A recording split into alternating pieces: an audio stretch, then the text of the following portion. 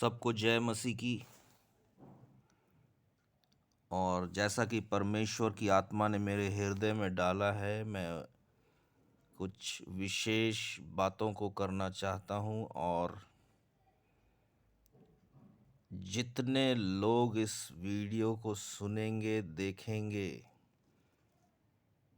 उनको एक ऐसी बुद्धि और शिक्षा मिलेगी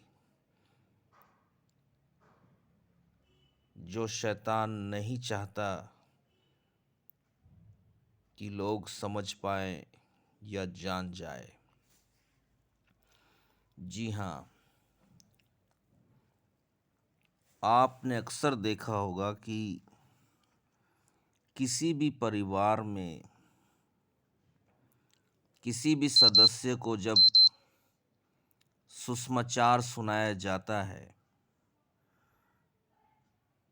तो वो प्रभु के पीछे चलने लगता है, लेकिन बहुत समय तक चलने के बाद उसके बाकी परिवार के सदस्य ऐसा नहीं चल पाते हैं।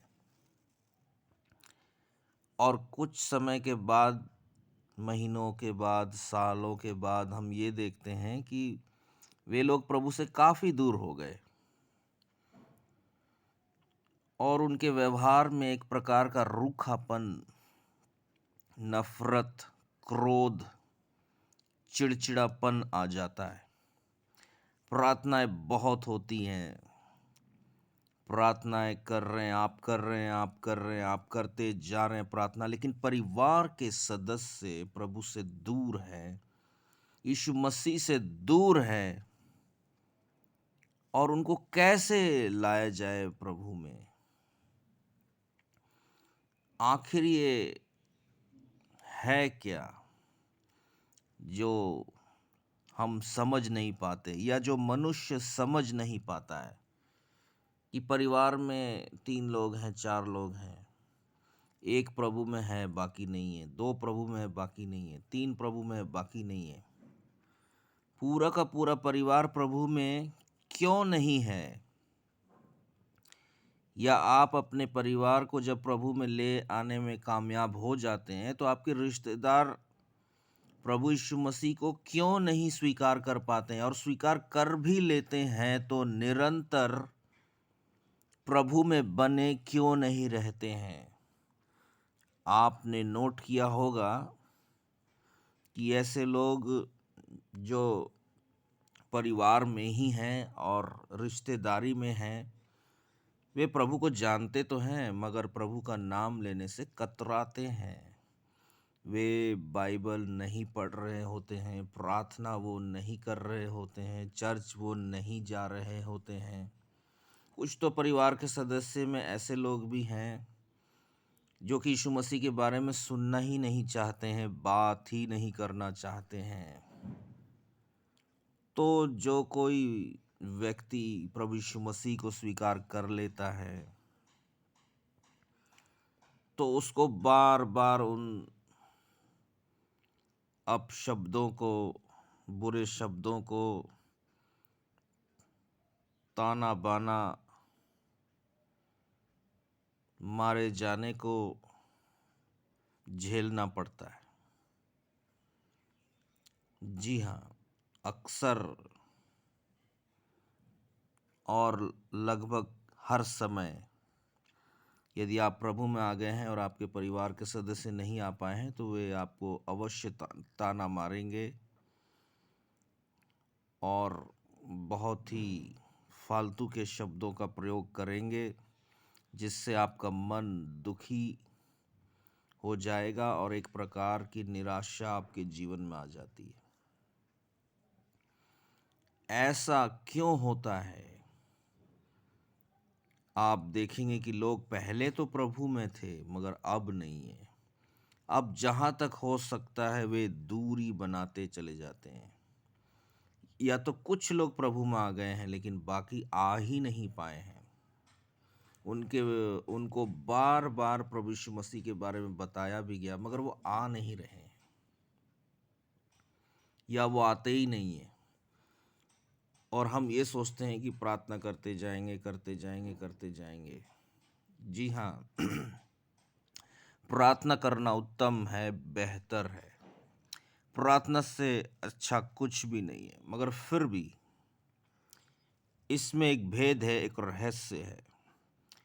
और जितने लोग इस वीडियो को देख रहे हैं, सुन रहे हैं, उन पर ये भेद खोलने के लिए यीशु मसीह तैयार है। एक वचन पढ़ लेते हैं, मत्ती का 13 और उसका 19। मत्ती 13 उसका 19 लिखा है, जो कोई राज्य का वचन सुनकर नहीं समझता, उसके मन में जो कुछ बोया गया था, उसे वह दुष्ट आकर छीन ले जाता है। यह वही है जो मार्ग के किनारे बोया गया। इस वचन में ऐसा क्या खास बात है? इस वचन में ये लिखा है कि वो दुष्ट आकर छीन ले जाता है।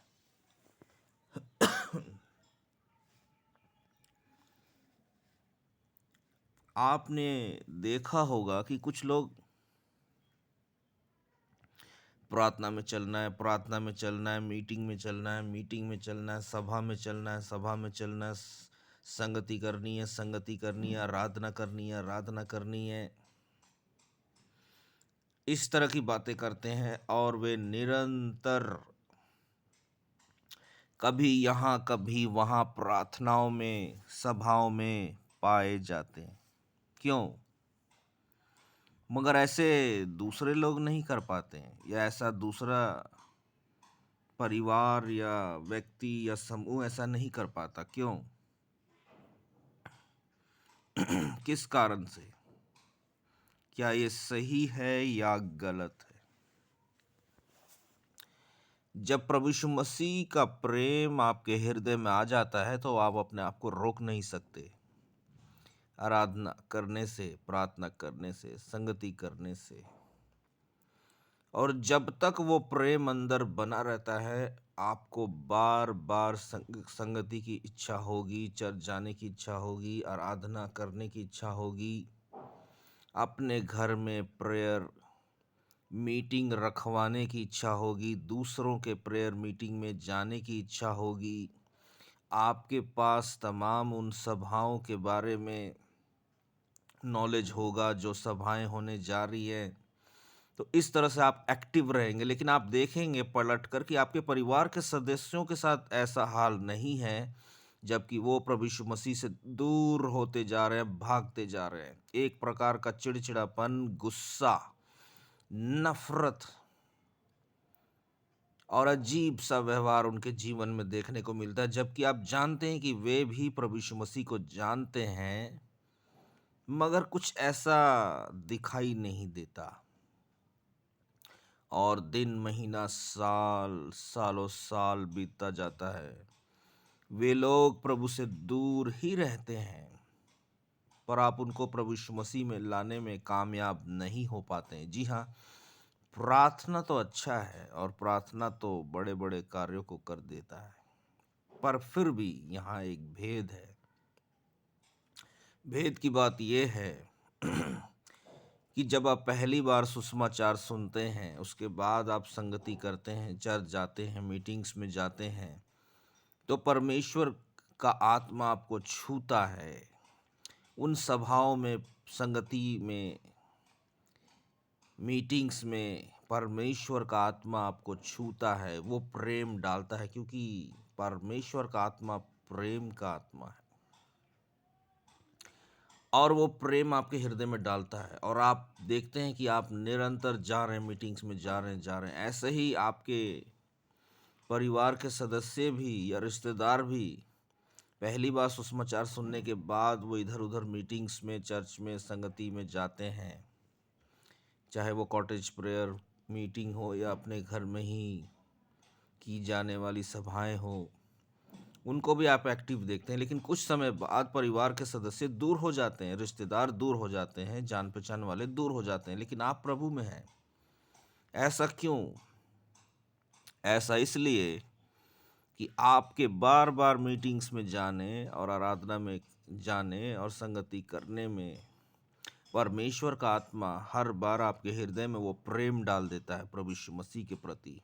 उसी प्रेम के वजह से आप खींचे चले जाते हैं और उन सभाओं में खुद को पाते हैं और आप भी आराधना संगति कर रहे होते हैं। लेकिन जो परिवार के सदस्य हैं, जब वो निरंतर प्रभु के पीछे चल रहे होते हैं, मगर जब वो आलस्य की वजह से या किसी और कारणवश, चाहे नौकरी हो, बिजनेस हो, जॉब हो या कोई काम हो, अपने आप को बचाए रखते हैं उन मीटिंग्स में जाने से या उन सभाओं या उन संगति को करने से खुद को बचाए रखते हैं, तो एक प्रकार का गैप पैदा हो जाता है, एक प्रकार का खाली स्थान पैदा हो जाता है। और परमेश्वर का आत्मा आपके हृदय में जो प्रेम निरंतर डालता है सभाओं में जाने से, वो नहीं डाल पाता है। और यही वो सही वक्त है जब शैतान आता है, आपके हृदय से प्रभु यीशु मसीह का प्रेम चुरा ले जाता है। जो कुछ भी आपने सुना था वचन के द्वारा, संगति के द्वारा, सीखने के द्वारा, उन सभी चीज़ों को शैतान साफ सुथरा कर देता है, यानी आपके हृदय से निकाल ले जाता है या चुरा लेता है। और आपके अंदर एकदम से वही क्रोध, चिड़चिड़ापन, नफरत, गुस्सा आ जाता है। और जब भी आपको चर्च जाने के लिए, संगति करने के लिए, मेल मिलाप करने के लिए कहा जाता है, तो आपको बहुत गुस्सा आता है। और अक्सर लोगों ने ये सुना होगा ऐसे लोगों को कहते हुए कि यीशु मसीह हमारे जीवन में कुछ नहीं करता है, यीशु मसीह ने हमारे जीवन में कुछ नहीं किया है। वो इसीलिए होता है क्योंकि आपने अवसर दिया है, मौका दिया है। इसलिए बुद्धि की बात यह है कि जब भी मीटिंग्स का मौका मिले, आराधना संगति का मौका मिले, अपने घर में संगति करिए, किसी और के संगति में जाइए, कॉटेज प्रेयर मीटिंग्स में जाइए, उन सभाओं को अटेंड करिए। इससे आपका रिदम बना रहेगा, वो लय बना रहेगा और निरंतर प्रभु का वचन और उसके आत्मा का स्पर्श, प्रेम आपके हृदय में बना रहेगा और वो प्रेम ठंडा नहीं होगा। लेकिन जिस क्षण आपको घर में बैठने की आदत हो जाती है, आलस्य के मारे आप उठना नहीं चाहते हैं बिस्तर से, संगति करना नहीं चाहते हैं, वही वक्त होता है जब शैतान चुरा ले जाता है उन कीमती वचनों को, उस प्रेम को आपके हृदय से, और आपका प्रेम जो यीशु मसीह के प्रति है ठंडा पड़ जाता है। यहीं आप नामधारी मसीह कहलाना शुरू हो जाते हैं। इसलिए बचिए, अपने आप को मत रोकिए, निरंतर प्रार्थना में लगे रहिए, आराधना में लगे रहिए, संगति करिए, मीटिंग्स करिए, मीटिंग्स में जाइए, मीटिंग्स करवाइए। वो आग जलती रहनी चाहिए, बुझनी नहीं चाहिए। हालेलुया। यदि आप बहुत दिन करते चले जाते हैं, हफ्ते में 1 या 2 मीटिंग भी अटेंड नहीं कर पा रहे हैं, तो अवश्य है कि शैतान आएगा, उस प्रेम को चुरा लेगा जो यीशु मसीह का है आपके हृदय में, और आप ठंडे पड़ जाएंगे। उसके बाद आपके ऊपर जादू टोना, दुष्ट आत्मा और हर प्रकार की शैतानियत शुरू हो जाएंगी। आप ये नहीं कह सकते कि हम प्रभु यीशु मसीह में हैं तो भी शैतान या इंसान हमें तंग कर रहा है। इसलिए निरंतर प्रार्थना, आराधना, संगति, मीटिंग, सभाएं करते रहिए, करवाते रहिए, जाते रहिए, अपने आप को मत रोकिए। और जब आपके परिवार के सदस्य दूर हैं तो उनको भी ले जाइए। प्रार्थना ये करिए कि वो मीटिंग्स में जाया करें। जैसे वो जाएंगे, परमेश्वर का आत्मा उनको छुएगा, उनके हृदय में उस प्रेम को डाल देगा और फिर से उनके अंदर वो प्रेम जागृत हो जाएगा। लेकिन आप बाकी जितनी भी कोशिशें करते हैं, उनसे कोई भी कामयाबी नहीं मिलेगी। प्रार्थनाएं तो अच्छी बात है, हालेलुया, मगर प्रार्थना क्या करनी है, ये बुद्धि को प्रभु यीशु मसीह आपको दे रहे हैं। प्रार्थना ये करनी है कि आप उन सदस्यों के लिए, लोगों के लिए कहिए कि वे सभाओं में जाए, चर्च में जाए, संगति करें। और यही वो वक्त होगा जब प्रभु का आत्मा उनके भीतर उस प्रेम को फिर से प्रज्वलित कर देगा। हालेलुया। जी हाँ, जैसा परमेश्वर की आत्मा ने मेरे हृदय में डाला, मैंने वैसा कह दिया है। सुनने वालों पर प्रभु यीशु मसीह का अनुग्रह और कृपा बहुतायत से होता रहे, यीशु मसीह के नाम से मांगते हैं। आमीन, आमीन, आमीन। सबको जय मसीह की।